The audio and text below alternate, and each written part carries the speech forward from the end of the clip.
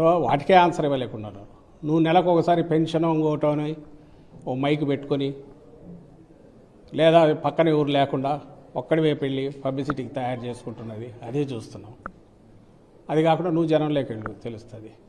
ఎందుకు ఇవన్నీ పొద్దుపోయి మాట్లాడు. అంటే మీరు విధ్వంస పాలనని పులివెందుల ప్రజలు కూడా గుర్తించారు కాబట్టి మనం ఉప ఎన్నికలు ఓడించారని కూడా మాట.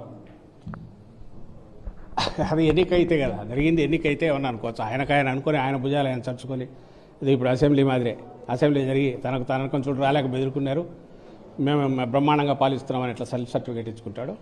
అట్లా అనడానికి ఉపయోగపడుతుందేమో వాటి. కానీ అక్కడ ఎలక్షన్ ఎక్కడ జరిగింది ఆయనకు తెలియదా?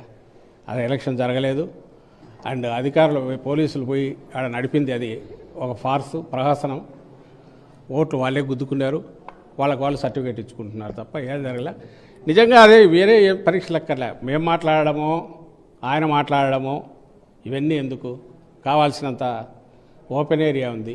నిజంగా నువ్వు సంవత్సరంలో ఏదైనా చేసినావు అనుకుంటే ఎందుకు ఇల్లు తిరగలేకుండా అన్నారు మీ నాయకులు. మా నాయకులు ఆ రోజు తిరిగినట్టు 2-3 సార్లు తిరిగారు, ఒకసారి కాదు. జగన్మోహన్ రెడ్డి గారు